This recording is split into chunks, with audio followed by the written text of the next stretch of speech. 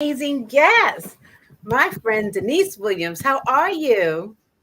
I'm good. I'm so excited. I'm so excited to be here and learn more about polyvagal from you, the expert, and ask the questions that my clients need to hear and I need to hear and all that amazing stuff. So I'm super excited.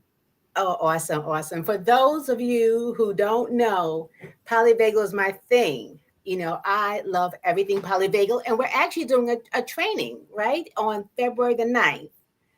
Ninth And and 10th. 9th Uh-huh. and 10th, 2-day training, Yes. 14 Uh-huh. CEUs.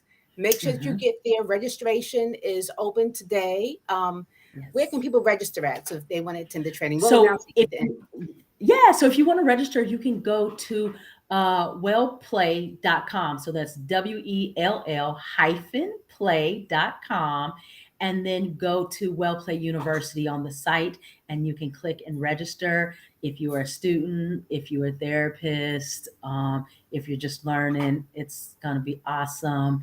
Um, you know, I literally went looking for you, Candice. I was on the hunt for you. I was like, I have got to find a clinician of color who can help us understand how to calm these nervous systems, Yes, right? All the, yes. I started sitting with clients full time in 2019 and real fast, I was like, this talking is not working. These people are rocking and shaking and tapping. And I was just like, ooh, I gotta find something to help. Yeah. It's funny, like you, I started noticing that my clients, especially when the racial upheaval, here we had Freddie Fair, I'm in Maryland. And I Mhm. noticed that even though the riots were over, people stayed activated. And no matter how much I would talk with them, right, they would stay activated. But even before that, if I have clients who have like generational trauma, something happened to daddy, something happened to grandpa, something happened to siblings, that even Mhm. though they knew that they were safe, they were still guarded. They couldn't let down Yeah. their guard. Yeah. They couldn't be intimate. They had difficulty Yeah. with just being with sharing and Yeah. being present.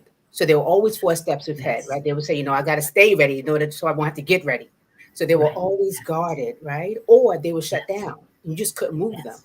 You would ask how Yeah. you're doing, right? Just shut Mhm. down Mhm. and just dead from the neck down. Yeah. Yeah. And Absolutely.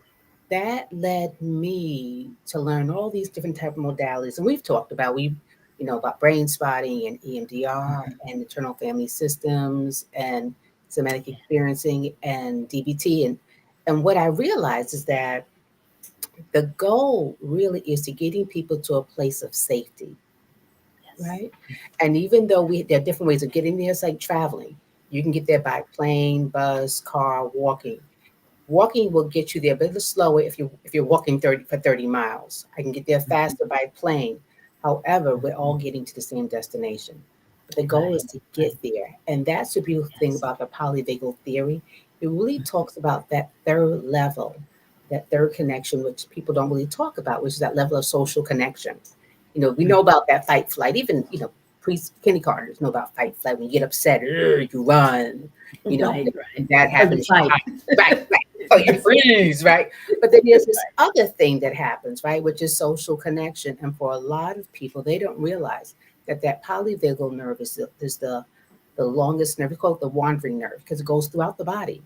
And this is the nerve Okay. that tells you whether or not there is danger or your safety.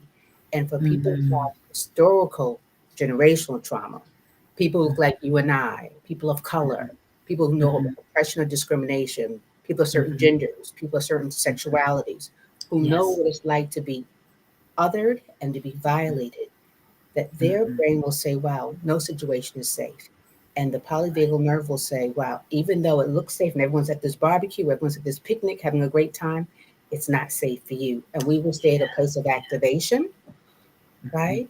Because we call it the Yes. neuroceptive mismatch. We can't Right. figure out when it's safe and not safe because his So So does that also apply? So that's from a trauma lens, right? Like I feel like I'm not safe. But what about people just and the truth is most of the time there's some trauma there, but yeah, right now people they'll say like, "Oh, I got social anxiety," right? And that they're going and they don't feel safe in a room. So is this helpful for that as well? Oh, it is because what it does, like when you think about when people have social anxiety, there's fear of vulnerability, fear of death, fear of harm, right? And there's this thing about being socially connected to people. Something about that is dangerous, or something Mhm. about that is terrifying. And usually there's a history, or they've seen thing, or they witnessed it. Because you can have anxiety not based on what happened to you, but what you've seen or what you thought Mhm. of. So when people Right. have anxiety, sometimes it's not what they've seen, it's what their mind creates, right? Gotcha. And what the mind Gotcha. believes, because Gotcha. there's a fine line between reality and fantasy. So for a lot of us, even when we Gotcha. dream, and years later, it was like, I'm not sure if that was a dream or that was real, right? Or Yeah. we wake up and our heart's beating fast because the body doesn't know that you've been dreaming. It thinks a bear was really Right. chasing you and you Right. flew off a Gotcha. cliff. Gotcha. So Okay. the way the mind works is that when people have social anxiety, it's the thought of, and the prefrontal lobe is a part of your brain that thinks Mm, about what you're thinking.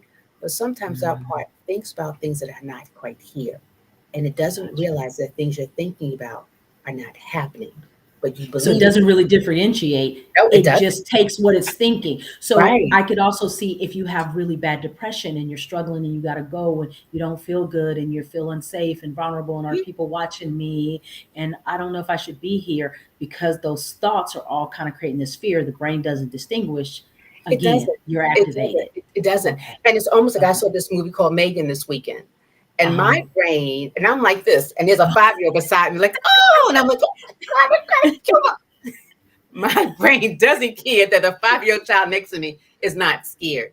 My brain seeing someone being harmed, and it doesn't Mhm. realize, doesn't register for that minute that I paid $8 to see this movie, and there's an actress, and there's all these things being manipulated. It doesn't know that Mhm. whatever I think, my brain thinks it's Gotcha. real, and I'm Okay. activating, which is why people will cry at movies. People will cry Gotcha. when they hear something Yeah. or a Yeah. song. It triggers something, right? And Right. that's what the Right. polyvagal experience is so important, because the polyvagal is the part of the brain that sends the message throughout the body about safety and connection. And it always Okay. asks, is it safe to be present and is it safe to be connected? And what you think Mm, impacts what the body feels. So there's this gotcha. mismatch sometimes, right? Sometimes what you think and what you feel are matched, and sometimes it's not. So when people have Mm, social anxiety, what they feel is terror, even during safe places. Like Aretha Franklin had a fear of traveling by plane, so she would mhm, take she certain places she couldn't go. She would get on a bus or a boat, mhm, but she wouldn't. So even though that there are lots of people who survived traveling by plane, her right, anxiety says, her phobia says, if I do right, that, I'm going to die. And not because right, she knew anyone who died, but when the mind thinks it, it gets stuck on that thought, and whatever right, you think, you manifest. right, Right? You right. react And to that. that's why what's the modality that teach you like seek safety where you go places and they tell you like identify how you can get out and how you can exit and recognize those things because the brain just doesn't get it. The brain's like, this just not, it just feels like it's not safe. So if I'm understanding you, the polyvagal, this nerve, this what we're going to learn or come to understand is how to use that to help you. Yeah, to create regulation, because the Okay. polyvagal travels from the cranium all the way down to the face, down to the brainstem, and it has a direct link from the brain to the gut, which is what I will say about you having gut issues, you're having brain Yes, issues. yes, yes, What are yes. you Right. thinking? What's happening? What have you Gotcha. experienced? That's Right. traveling right down. So people say, I can't Uh, breathe. It's like, no, because of the fact that that polyvagal has stimulated your endocrine system, and now you're having anxiety. It's causing you to have a rush of adrenaline, and your heart uh, is beating fast. Your lungs are gotcha. constricted. So what we'll see Gotcha. with people is, Oh, if you can connect to that polyvagal through exercises and techniques, then what you can do is create a sense of calmness. So the person can gotcha. sit with their anxious with, and this is Okay. not meditation, but it's getting the person to a place of being in a rhythm, Hmm. and really connecting to that nerve. So there's space for their anxiety, but there's also space for their curiosity. And there's also space for the connection. So we'll say to people, you're not Gotcha. feeling safe, but is there something you feel safe to in this world? What does it mean? I know in this moment you're not feeling safe, but is there someone in the world who you feel Hmm. safe with? My mother. So I want you to connect to her, imagine Hmm. her, connect to her. Uh, I see her. Or can you connect to a time you because you did? can bring that into your body. Bring that into your body. You can bring it into the body and you can hold on to that. Or I can't think of anything. Well, can you feel your feet on the ground? What? Yeah, feel your feet on the ground. And just notice that it's like to feel grounded, and Hmm. allow that feeling to travel into the body.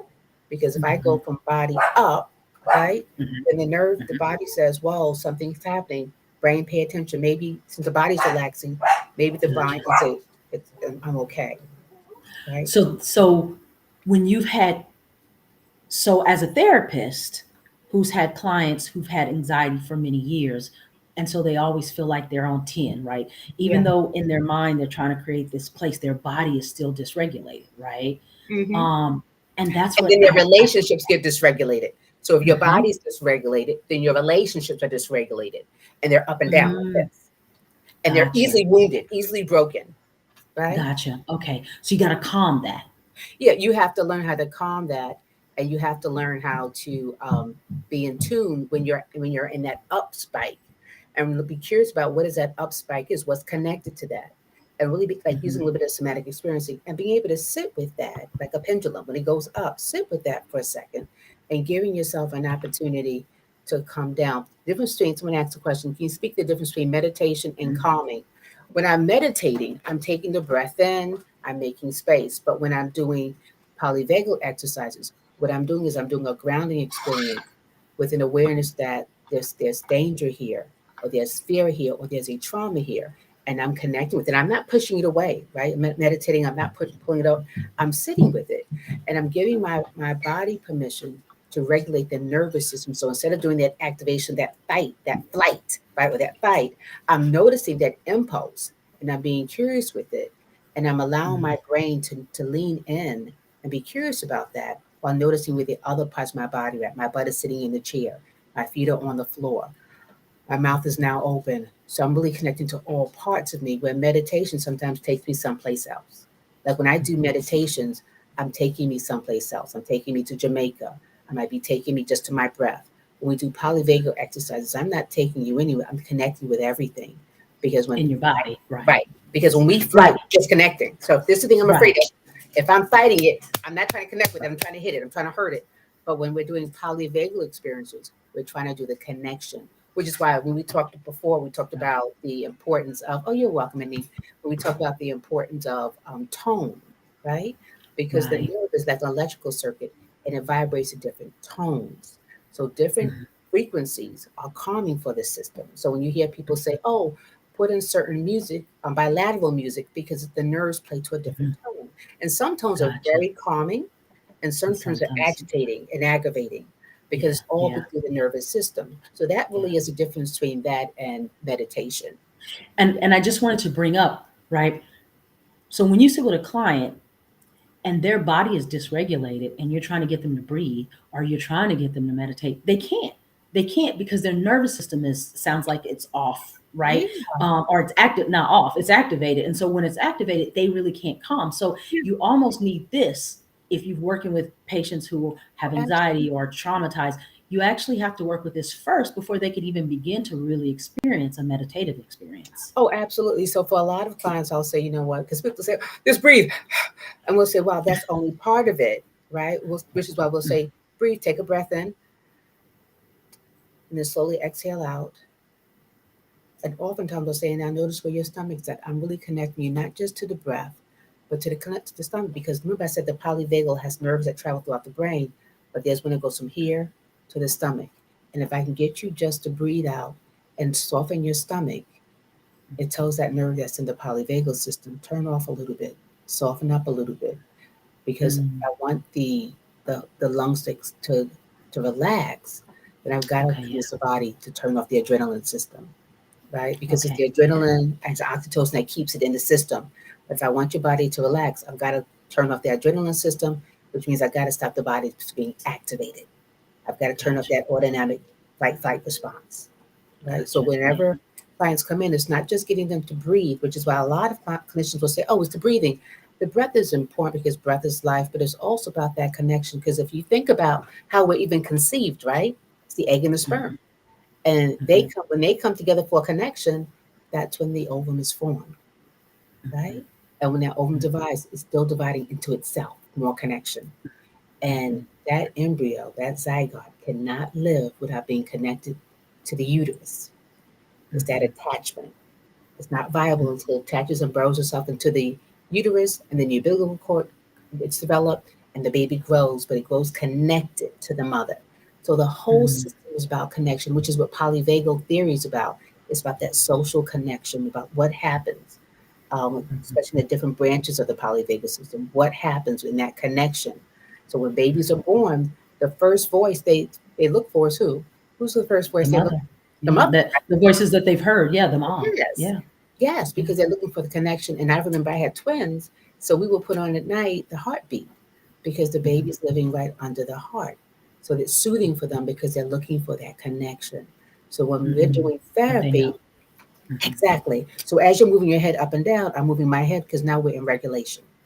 Mm, And okay. with regulation comes attachment, right? Uh-huh. And Okay. that's where the Right. healing is happening. So a lot of times in life, we become detached and we become Mhm, more attached to things that keep us safe than attached to mhm. really that we are safe, that we can Gotcha. regulate. That even in, like I Okay. love what people say, even I'm in prison, I still have a sense of self. I still have a sense of agency. So even though Mhm. you're in prison, you can't open the bars, you can't regulate when they wake you up. Mm-mm.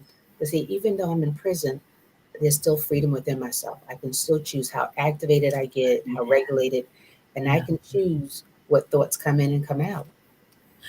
And so I love this idea of wherever you are because we know as folks of color, we are often daily in places where we are being dysregulated.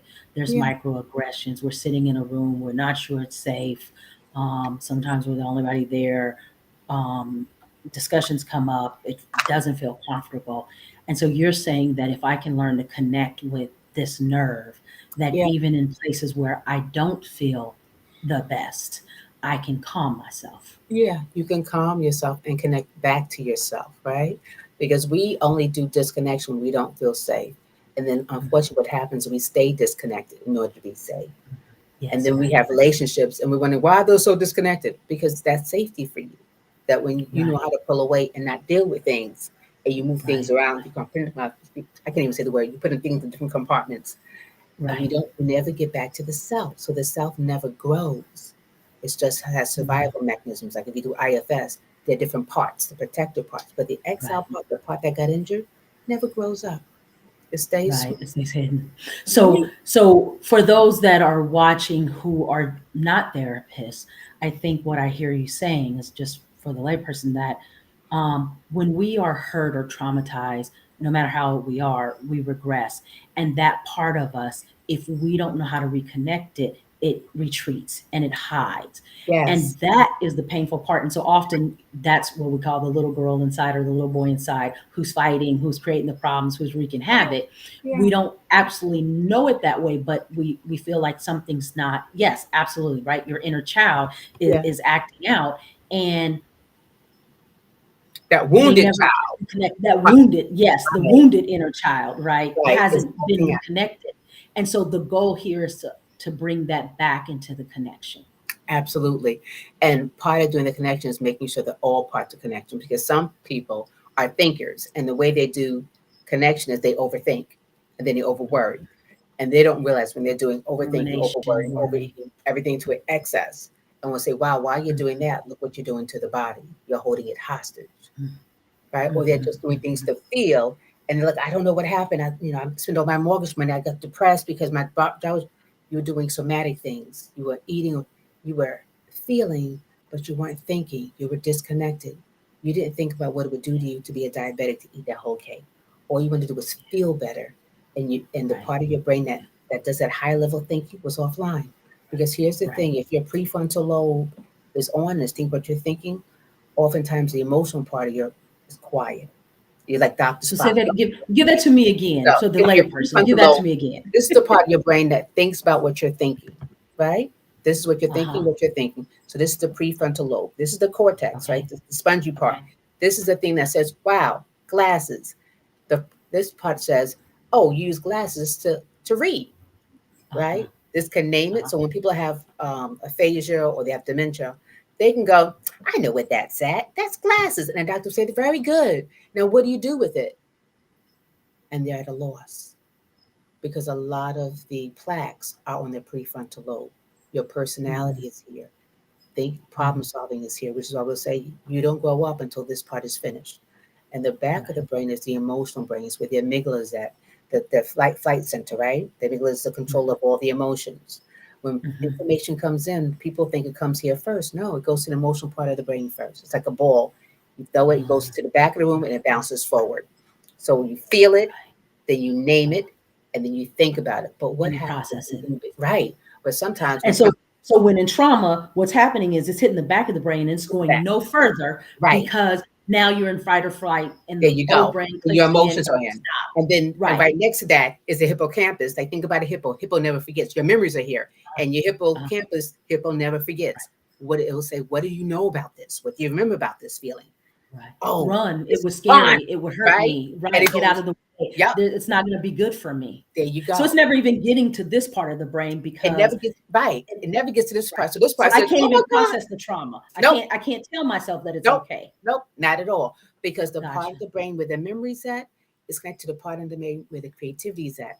And this part says, oh my God, it's a bee, I'm gonna die. And this part says, run. And it doesn't realize that the bee's not even near you. You hear it, it's on the flower.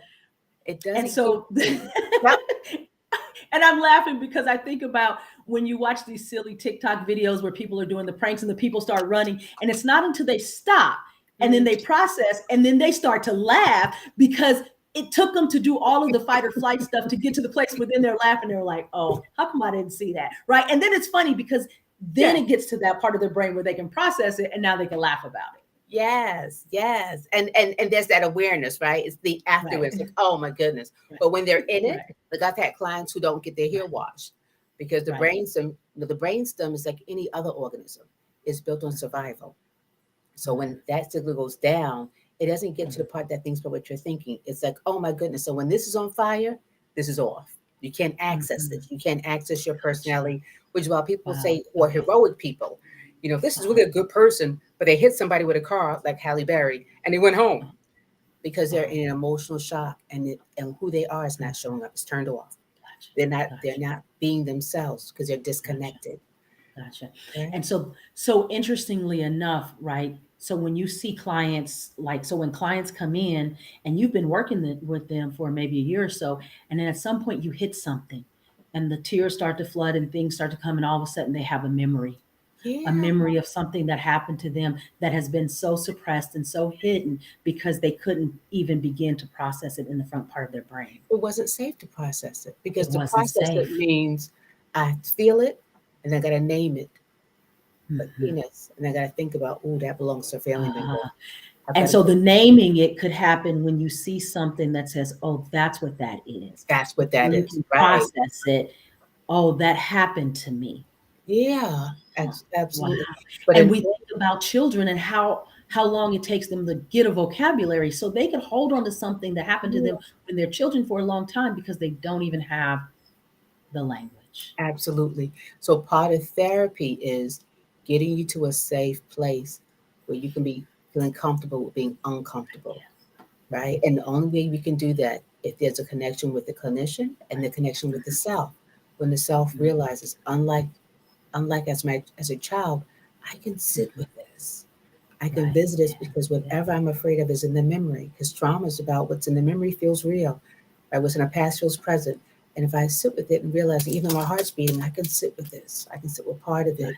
And that Uh-huh. really is the polyvagal. I can sit with part of it. And now that I can sit with part of it, I can process it and I can release it. Because when you bury a thought or a memory, you bury the Uh-huh. emotions with it. It's like every memory is like a movie, right? Every movie Mhm. has a soundtrack, Mhm. right? And Yes. when I Yes. turn off the if I turn off the Yeah. Yeah. music, I don't really enjoy the movie. They go hand in hand. So when I Right, hear right. George's Or music, sometimes you hear the music and the movie comes back, the they, visual comes back they get because you heard the paired. music, They right? get It paired. all So comes people say, together. right. Yeah. So people say, I'm depressed. I don't want to think about stuff. I don't want to think. I don't want to think. So I'm going to get high. Or Right. I don't know. I was thinking about something and I didn't want to stay there too long because I didn't want to take me to, but you never stay there. So it never gets processed. And then all the emotions are still stuck in it and you've never given it air. Right. You've never Right. released it. And the polyvagal experience is how to get the body attuned so it can experience something that broke your heart or experience something that made you feel rage or vulnerable and be able to sit with that so that it can be released. So there are different ways of getting you there, but it all is polyvagal. So some people Gotcha. will spend thousands of dollars learning how to manage the polyvagal, and they'll call it something else, but it all is polyvagal. Right. It really So is. EMDR, brain spotting, Yep, all of these things really are still tied to this. So as a therapist, everything is. right, we go in and we do EMDR, but what I was thinking about, the eye movement really is what it's doing is it's giving permission for that memory to come in, Yes. um, and then that Mhm. memory to come up. And so it's funny, Yeah. yeah. Okay. Yeah. I get how so Yeah. it's just crazy because I'm thinking how it all ties together. Yes. But if you really have this polyvagal theory like down, it really is going to enhance any EMDR Oh, you have, everything any makes brain sense. spotting you have. It's just going to enhance it Right. greatly. It helps make it makes everything make sense. So if you do brain spotting, you're finding the spot of activation. You're using the eyes because the eyes are the only organ that goes directly to the brain. So I'm activating that by finding that pain and I'm Gotcha. making you sit with it. And when you sit with it, that movie comes up. The movie you didn't want to see, the movie you only saw bits Now and you're pieces of. breathing through it. Yeah. Right. And You're I'm having you calming sit yourself. with it. Yeah. In a way Yeah. that And in the a same thing with EMDR, same right? thing with I'm eating. I'm having you having sit. you move your eyes, but what I'm Uh-huh. really doing is I'm activating that limbic system in the hippocampus. Hippocampus is the memory system. And I'm having Uh-huh. you look at the movie in slow motion. So imagine seeing like Friday the 13th in slow Uh-huh. motion, where you're seeing Uh-huh. 1 second at a time. You're not seeing it in real motion, you're slowing it down. And for a lot of Mhm. us, we do that. I'm a scaredy cat. So if I see a movie that's not a movie, then I'm like, stop it. Okay, go ahead, Uh-huh. go ahead. Right. Right, I right, watch right, it right, and I right. go, okay, well, what's going to happen next? They're going to die. They're going to die. Okay, now I can see it, right? I know what's Okay. going to happen. And you know what's going to happen in the movie, but Gotcha. it is different when you Gotcha. take your time and you sit with it. And it's like, that was all there. You didn't get permission to feel everything because it got shut off. It got shut down in the body or got pushed away to the Gotcha. side into the memory. And what Gotcha. polyvagal does, it allows you to connect to the self and be aware of the thoughts and aware how the body experiences at the same time so that all Gotcha. parts of you are having the ability to Gotcha. release it and you don't have to Gotcha. hold it or Gotcha. carry it anymore, Gotcha. which is why it's so important. Gotcha. Okay. So I think we got so you were checking in with the client frequently. I Mm-hmm. think yes, right? Yeah. Checking Uh-huh. on what's going on. Go Yeah. ahead and answer that question for her. Yeah. Yeah. So Um, you're checking with the yes. client because you want there to be a relationship with the client, a relationship with you, and a relationship to the self. Because the polyvagal is really Gotcha. based on when I talk about the egg and the sperm, it's based on that Mhm. connection. Because co-regulation is how we create safety. So Okay. we look for Gotcha. we look for safety in different ways. We look at it from how we're looking at people, our eyes. There's Mhm. the membrane ear picks up sounds, right? So for Mhm. survival, cavemen had to figure out the sound of a elephant, a giraffe, and a tiger. Mhm. It listened for safety, and we look for cues and how the Mhm. face looks. For how things Mhm. smell. We look for Mhm. cues for safety, and when we can't figure it out, the first thing we do is we pull away. And Mhm. polyvagal has you look at those cues and acknowledge that those are cues, but allow you to be Mhm. curious and recognize that we're in a safe space within self, that it's okay to be Gotcha. open. Yeah. Okay. So then this leads me to okay. So this leads me to where I was going. So we Yes. kind of understand the theory. There's a nerve that runs down to your stomach. We Oh, understand down that to your when it's feet. activated, It yeah. goes Oh, I'm sorry. over the All the way spine. down to your feet, right? Yeah. Okay. So that makes sense, right? So when clients come in and they're tapping their feet and they're trying to calm themselves, right? So like it makes sense. People are like, oh, I got butterflies in my stomach. All of this makes so much sense. It's connecting like to all the stuff, right? That Yeah. you hear. Mm-hmm. But what I want to talk about, and our guest, I hope I'm saying this right, Aneem. I'm not sure. I apologize if I'm saying that wrong. But I think where she was going, and I'd like to go is, so she said, so you check in with the client throughout sessions. And so I think, yes, we are checking. Thank you. And so I think that, yes, we are checking in with the client. But one of the questions that I've always asked is like, so what is polyvagal? Because in my mind, it's like, well, it's not like EMDR, right? So it's not like this whole session that you Yeah. do. It's not like brain spotting, the whole thing, but it's really techniques that you use. Like if you're in session and somebody's activated, and then Yeah. you stop and you use these techniques to help them ground themselves. Is that it? Absolutely. Polyvagal is a nerve. And then Dr. Pork has created a theory about the nerve because it was a missing link because even though danger, when danger came, There was a fight-flight response. There was another response that happened, which is the shut-down response. And he had to figure out why people, even reptilians flipped over, why even after the danger was over, they're still in that place. Why people historically at times don't seem to know when it's safe to speak and why they stay dysregulated for longer, for years after the traumas happen. And polyvagal explains that. And what we can do with now that we know what the nerve does, we now realize that we can get people to a place where they can be less activated, more regulated, and more connected. Because there are a lot of people, especially during COVID, but when trauma happened, when COVID happened, they became dysregulated and they became disconnected. So then the incidence of violence, domestic violence increased, incidence of relapse increased, of suicide attempts increased. All those things happened because we were disconnected. And polyvagal, we check in with them because we're teaching them how to check in with themselves as well. Because oftentimes when people are disconnected, they're not checked in. They're more checked in with their thought or they're checked in with their body, right? But they're not checked in with both.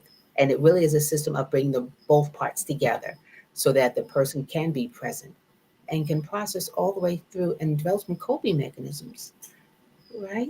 So they can be present. Gotcha. Okay. I absolutely love this. And so, part of what we're going to be doing in the training, I asked for this, is one, the first half is really learning and understanding what polyvagal is, where it is in our body, just all the technical, Yeah. all the technical stuff, right? And then on the second day, is learning the techniques. So are there actual techniques? Well, there Oh, are yeah. actual techniques that There we are actual do. We techniques and learn. exercises. Okay. Yeah, there are actual techniques and exercises that we do. And this is what I love is that if you're a purist, you know that no modality is extremely pure. So I had the person tell me hypnosis said, oh, EMDR came out of body hypnosis, and brain spanning comes out of EMDR and SE comes out of that.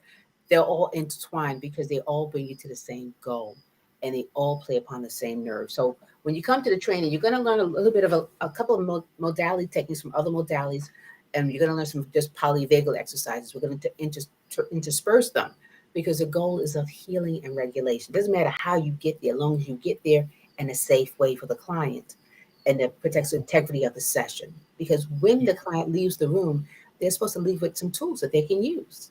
Right, absolutely. And I think that has always been my style. I don't want clients to come to therapy and feel dependent upon me. I Yeah. want them to be able to come to session. And so the reason why I was saying like doing this live is even for people who are just lay people who are going to go to therapy or have anxiety or have depression, I want them to understand that to ask for this so that they get the tools that they need to self-regulate, to calm themselves. Because as a therapist, I can't be there all the time. I know you take me somewhere on your shoulder and you take me with you. Like, I heard you in my ear, Miss Denise. I was thinking about what you would tell me, Miss Denise, and then I always kind of laugh, right? But yes, and I want you to have these things. I want you to have these techniques. I want you to be able to take them with you because, like I said, anxiety is. I see it, and I have clients, and it's such a big thing in their body. So I'm so, and I talk about anxiety, but the same thing with trauma, the same thing with depression, right? And so much of the anxiety and the depression really is stemming from the trauma, right? That we're carrying around. Sometimes we don't even know that it's trauma, so we're just like, I got depression, I got anxiety, because you have some trauma that's back there. So the goal here is to learn these techniques. And in all fairness, because I like to be transparent, you can go out online and see some of these techniques because I kept thinking, well, before I could find you, I was like, what is polyvagal? Like, tell me. And so I went and I found a few exercises and I was like, oh, okay, I got it. I see how it works. And then I met you and you kind of explained how it ties into how it ties to the brain's body. So, And one of the things I want to say, there's a pedagogy with trauma trainings, right? It's like anything in life. If I sell you some sneakers that are $1,000, you're going to think they're better than the sneakers that are $50, right? If I give you the training that takes you 3 years to finish, you're going to think it's better than the 2-day training. But what if it's not? And what if that's it's a marketing tool? And what if sometimes that's how we get brainwashed? Because here's the thing. Does it bring us to the same place? It does. Does it make sense? And does it do the healing? Yes. We just call them different things like Nikes and Pumas, but they really are the same thing. They're a sneaker.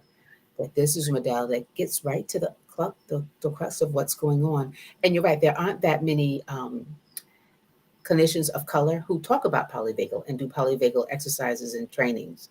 So I am honored, and I hope that there'll be more of us. I hope there'll be more of us. So, um, oh yeah, and I do both. I love both, and She that's do EMDR, brain spotting, yeah, like, and so I do everything. right there with you. I'm finishing IFS right now. I've already got EMDR, and I think that's the thing is, and I think Yeah. that's really my thing is we keep doing these things, and you had mentioned somatic healing, and I wanted you to just take a few minutes, for those out there that are watching that again, or lay people that are not therapists or maybe therapists, Yeah. of how the somatic and what somatic healing is, because it's starting to Oh, yes. Oh, I talk love about it. It's how the great body. about Peter Levine. And what it does, it believes that the experiences are within the body, and that if you sit, the body will heal itself. The body will teach you how to heal and how to regulate on its own. So with somatic hearing, you allow the person to be in tune with what the emotion is, what the pain is, and you ask them to sit with that attunement and to see what's connected, what thoughts or feelings that come up naturally. And because sometimes we think about it, and go, don't think, just feel it, and just notice where that feeling's at. It's in your chest, and see what's connected to that. And that's what somatic to it's like a beautiful pacing, like a beautiful dance, where you're really getting connected somatically. Somatic means the body to the body on what's connected to the body historically, and sitting with it so it unfolds on its own. So it Yeah. really is a dance. Yeah.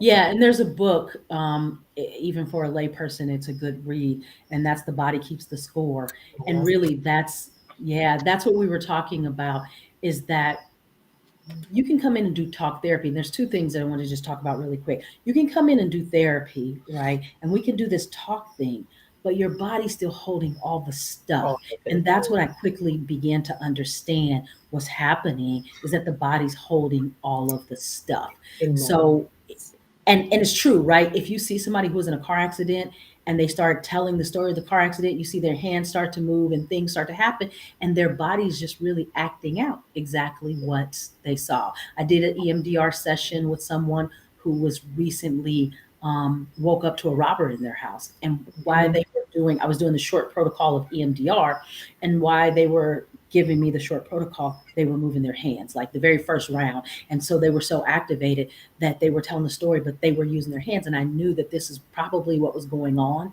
in that very moment, right? Yeah. And you could see it in their body. And then so as we did the EMDR and it came down, the hands came down, they could tap, they could do the thing. So Yeah. that's how we know it rests in the body. The Oh, other thing that you said that just dawned on me is we use this word therapeutic alliance. And so I tell people when they first come to me about the therapeutic alliance, and you're not going to heal if you don't find the right therapist to make you feel safe. But that's like on the for real side. Like, because if you like physically don't yeah. connect and your Yeah. system doesn't, so it's more than just saying you got to connect with the client. Yes. Use the word energy. There Mhm. really is a true attunement There that you're is. looking Yeah. for. So Because yes, when a client shows up, they got to really attune to you. yes, because that attunement goes back to the egg and the sperm, right? There's connection, there's a regulation. And when there's disruption in childhood, or there's a death, or there's abuse, or someone's in the military, or there's addiction, that the person comes dysregulated and may stay disattuned, dysregulated, detached. So the clinician comes to reparent. It comes to bring back that attunement. Like, did you see the movie Avatar, where they bring that tail and they go into the thing of life? That's the attunement. It brings you back to that connection because Yeah, that's the circle yeah, of life. It right. really Yeah, is, right? And that's what the yeah, polyvagal nerve is about. It's about the social connection and the attunement that happens. I love it. I love it. Yeah, So I'm super excited. me too. Um, I'm so super excited. Oh, and I think the last thing that I wanted to just talk about is the polyvagal training that we're holding. It was really important to me to find a clinician of color. But I want to just talk a little bit, just for a second, about why that's important. Is because, again, we're talking about going into spaces, even as clinicians with educations and master's degrees and PhDs, but yet we still have to show up with our whole body, our inner child, our wounded child, our the part of us that showed up in spaces where we weren't welcomed. And that still exists today for me as a clinician. When I step into a room full of clinicians, who may not look like me, and we're Mhm. having conversations and we're talking, and we happen to be talking about clients who don't really match my demographics. And we're Mm. talking about what that looks like. We're seeking help, and it looks different sometimes. There's some commonalities. But when I talk about creating training and creating spaces for clinicians of color to feel safe so that they can finally let down their guard, Yeah. right? And Yeah. they can attune to you, Yeah. right? The the facilitator, so that we can really take it in as opposed to sitting in the training and wondering, am I okay? Is this Yeah. imposter? Do I sound Yeah. stupid? Do I fit in? Like you're going through all of that stuff. And so you're missing all the stuff you're teaching because you're worried about the Yeah. surroundings you're in. Yeah. And here's the thing that happens many times unconsciously. We don't realize what we don't get until it shows up. Because I know that I went to a training, brain spotting, with John Edwards, and he had Mhm. created an infinity space. And I'm like a people person. I want people to all get along with it. And I was like, why does it be an infinity space? Like, I get along with everybody, da da da. And the experience, and for a lot of people, if you've never had an affinity space, you think that it doesn't matter and that people are people and we all get along and we don't understand the difference. And maybe you're one of those people like me. Like, I don't care what space I'm in, I got something to say. I'm going to say what I need to say. But Me too.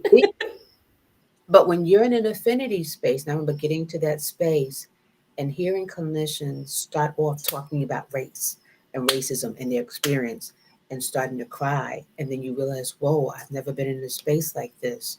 So the first thing we do is that we're doing a cleansing. And we're talking about when you come on a screen and you see everyone looks like you, it does something to you. It's like, and if you've never had that experience, you may not know why that's important.